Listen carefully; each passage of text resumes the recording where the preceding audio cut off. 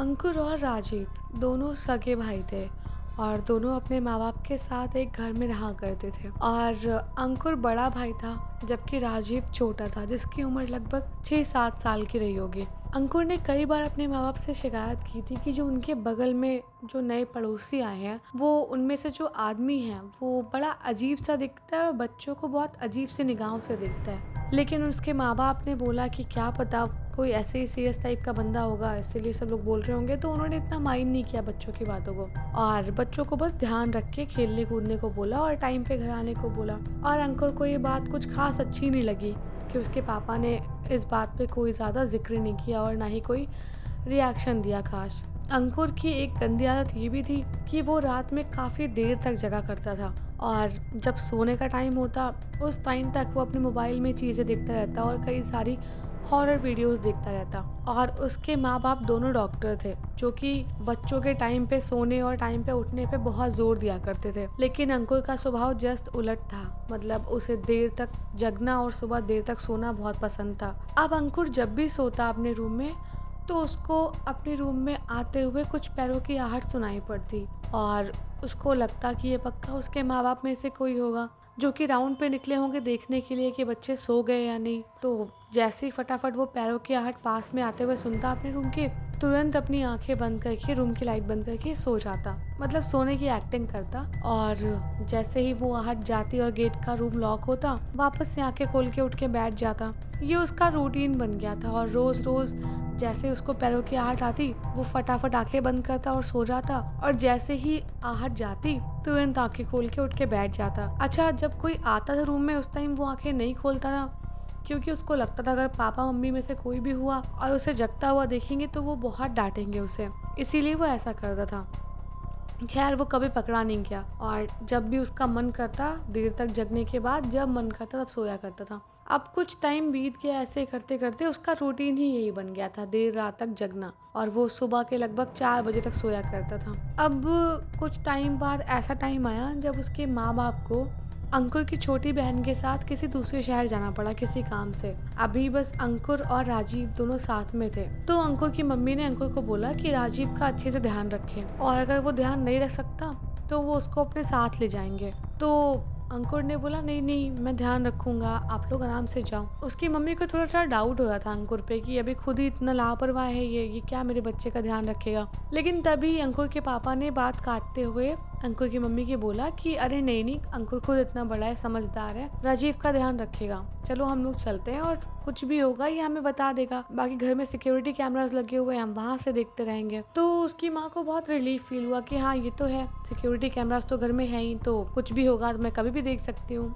कोई सीन नहीं है, ठीक है। तो फटाफट अंकुर की मम्मी पापा और उसकी छोटी बहन कार में बैठे और शहर की तरफ जाने के लिए निकल पड़े। अब घर में अंकुर और राजीव दो ही बचे हुए थे और अंकुर बहुत सारा टाइम राजीव के साथ स्पेंड करता और उसका होमवर्क करवाता, उसके साथ खेलता, उसको टीवी दिखाता और बड़ी सारी बातें करता जिससे उसका भाई अकेला फील ना करे। और काफी दिन तक चीजें अच्छी चलती रही और राजीव भी बहुत खुश था। लेकिन कहीं ना कहीं वो अपने माँ बाप को मिस करता था क्योंकि मम्मी पापा घर पे होते हैं, स्पेशली बच्चों के लिए तो बहुत मैटर करता है। लेकिन अभी कोई नहीं था, सिर्फ अंकुर था उसका ध्यान रखने के लिए, तो वो भी बस एडजस्ट कर रहा था। अब एक शाम की बात है जब अंकुर और राजीव जो घर का गार्डन था वहाँ पे ऐसे खेल रहे थे और खेलते खेलते राजीव ने बॉल को बहुत तेज बैट से मारा जिससे वो ग्राउंड के बाहर चली गई।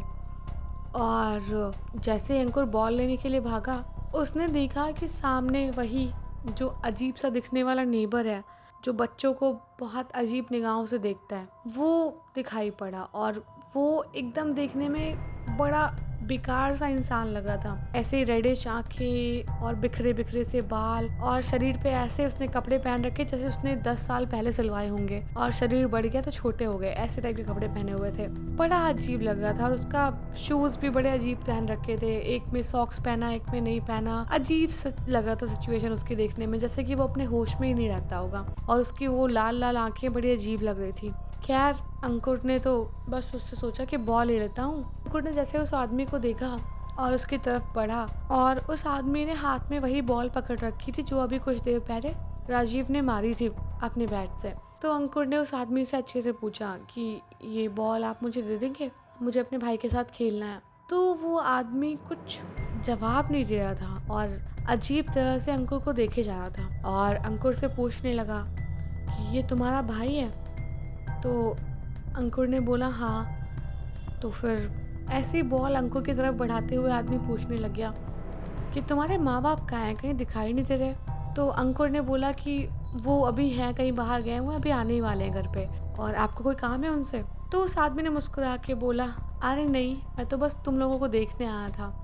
और इतना कह के बॉल देखिए अपने घर के साइड आगे बढ़ने लग गया।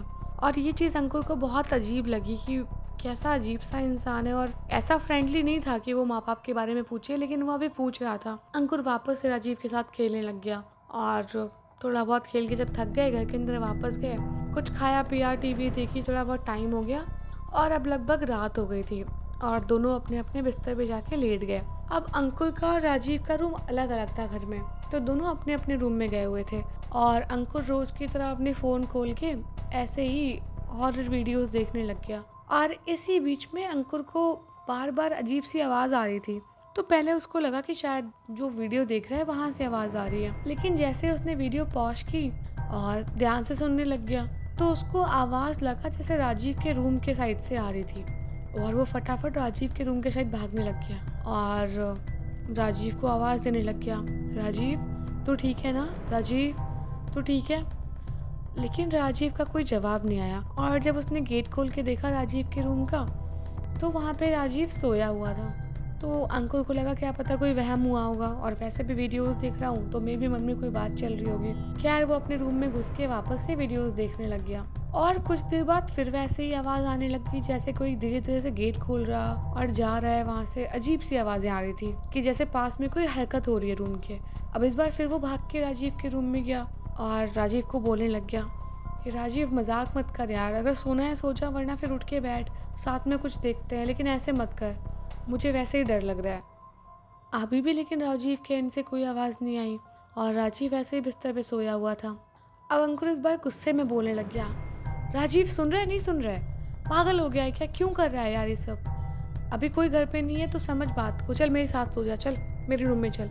और ऐसे कहते हुए अंकुर राजीव के बेड के साइड बढ़ने लग गया और जैसे उसको वो ज़बरदस्ती उठाने के लिए आगे बढ़ा और उसने बेडशीट हटाई, वो देखता है कि जहाँ राजीव उसको लगा था सोया हुआ है वहाँ पे ऐसे ही बस तकिया और एक गुड्डा रखा हुआ था और राजीव वहाँ पर था ही नहीं। और अंकुर अब बहुत ज़्यादा डर गया कि राजीव गया तो कहाँ गया, और इतनी देर से मैं जो सुन रहा था क्या वो सच में घर में कोई आया था, क्या हुआ था पता नहीं क्या। बहुत सारे सवाल राजीव के मन में इकट्ठे आए और डर वो इस बात से रहा था कि उसका भाई गया तो गया कहाँ। पूरा घर छान मारा उसने, कहीं राजीव का नामो निशान नहीं। और तभी घर के बाहर से ऐसी कार चलने की आवाज़ आई और अंकुर बहुत तेज डर गया और डर के मारे भागने लग गया बाहर घर की तरफ और देखा उसने कि राजीव जो है कार के गेट पे ऐसे ही हाथ मार रहा है कि कोई उसे बचा ले करके, और उसकी आवाज़ सुनाई नहीं पड़ रही थी लेकिन हाथ उसके दिखाई पड़ रहे थे कि वो मार रहा है और उसका फिर समझ आया था कि वो राजीव है।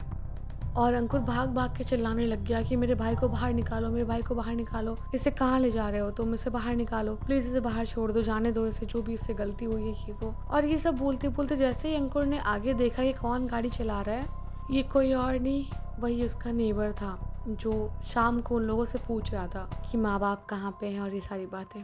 अब अंकुर क्या ही करता, लड़ाई कर नहीं सकता था, उसकी इतनी एज नहीं थी, तो वो अपने भाई को बचाने के लिए बोलने लग गया कि इसको बाहर निकाल दो प्लीज़, इसे बाहर निकाल दो, और जो कुछ भी होगा हम तुम्हारे लिए करेंगे, लेकिन मेरे भाई को छोड़ दो, और ये सब बोलने लग गया। बहुत गिड़गिड़ाया, बहुत सारी बातें की, लेकिन उस आदमी ने बहुत स्पूकी से स्माइल दी और गाड़ी को आगे बढ़ा लिया और धीरे धीरे गाड़ी आगे बढ़ाते वो सड़क पे ले गया और आगे ले जाने लग गया।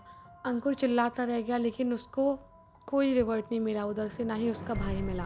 अंकुर बहुत डर गया था, बहुत परेशान। उसने सिक्योरिटी कैमरास ऑफ किए थे क्योंकि उसके माँ बाप उसे पकड़ ना ले रात में वीडियोस देखते हुए या कुछ भी ऐसे करते हुए। तो उसने गिल्ट के चक्कर में सारे कैमरास ऑन किए, सारे जो भी फ़ोन में आते मैसेज सब कुछ ऑन किए, और अब वो देख रहा था कि उसके माँ बाप ने फटाफट मैसेज डाल रखे थे, हमें तुम्हारी फिक्र हो रही है, कैमरास ऑन करो, कॉल करो। लेकिन ये लोग अपनी चीज़ों में मस्त थे तो इन लोगों ने ध्यान नहीं दिया था, लेकिन अब हाथ से बात निकल गई थी और अंकुर फटाफट कॉल घुमा के अपने माँ बाप को सारी बातें बताने लग गया कि ऐसे ऐसे घर में कुछ आया था या कुछ हुआ था पता नहीं, लेकिन कोई राजीव को ले गया और सारी चीज़ें ऐसी ऐसी हुई हैं।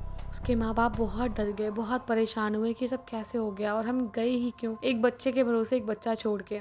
बहुत सारी बातें थी, बहुत सारी चीज़ें थी, लेकिन अब अंकुर बहुत फ्रीक्ड आउट था, बहुत गिल्ट फील कर रहा था कि ये सब कुछ उसने क्यों किया। अगर उसने सिक्योरिटीज़ कैमरा ऑफ नहीं किए होते तो शायद कुछ रिकॉर्डिंग माँ बाप को मिलती या पुलिस को मिलती, वो हेल्प कर पाते। काफ़ी टाइम हो गया, उसका भाई कहाँ गया, किसके पास है, ठीक है भी या नहीं है, कुछ पता नहीं चला। और अंकुर बहुत ज़्यादा गिल्ट में था कि सब कुछ उसकी गलती थी। उस रात अगर वो लापरवाही नहीं करता, चीज़ें ठीक से करता या एटलीस्ट माँ बाप के पास एक्सेस रहने देता कैमरे का, तो भी बहुत कुछ ठीक हो सकता था। लेकिन उसने अपनी मनमर्जी के चक्कर में इतना सब कुछ कर दिया कि उसके भाई की जान पे बनाई।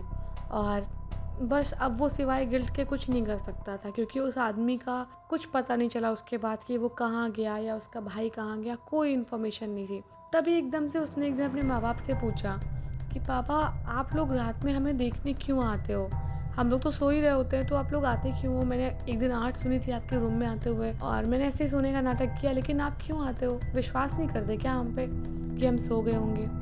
तो उसके माँ बाप ने बोला, बेटा हम तुम्हारे रूम में कब आते हैं चेक करने? हम तो बस तुम्हें बोलते हैं जल्दी सो जाओ, लेकिन हम में से कभी कोई तुम्हारे रूम में चेक करने नहीं आया कि तुम लोग सो गए या नहीं सो गए। अब ये बात अंकुर के लिए बहुत कंसर्निंग थी, क्योंकि इतने टाइम से अंकुर जब उसके माँ बाप घर पे थे भी तब भी सोचता था कि उसके माँ बाप आते हैं चेक करने, लेकिन उसके घर में कोई और भी एंटर करता था जो कि इन बच्चों पे नज़र रखता था। अब वो नेबर ही था या कोई और था या क्या चीज़ थी, कुछ पता नहीं चला। लेकिन उस दिन से अंकुर ने एक बात सीख ली कि कभी भी कोई सोते हुए तुम्हें देख रहा हो तो हमेशा अपनी आंखें खोल के तुम भी देखो कि वो कौन है, क्योंकि कई बार हम वहम में कुछ और सोच लेते हैं और वो कुछ और होता है। तो अपनी सेफ्टी हमेशा अपने हाथ में होती है। तो कुछ भी अगर ऐसा लगता है कि कोई रूम में आया है या कोई चेक कर रहा है कि तुम सो रहे हो या नहीं, बहुत ज़रूरी है कि अपनी आंखें खोलो और सामने देखो कि कौन है जो तुम्हें देखने आया है। और माँ बाप की थोड़ी डांट सुननी पड़ेगी तो क्या हुआ, एटलीस्ट तुम सेफ फील करोगे कि वही है तुम्हारे आसपास। अगर आपको स्टोरी अच्छी लगी तो वीडियो को लाइक कर देना और कमेंट करके बताना स्टोरी कैसी थी। और सब्सक्राइब तो देखो यार, तुम्हारे दाएं हाथ के अंगूठे का खेल है, फटाफट कर दो ना।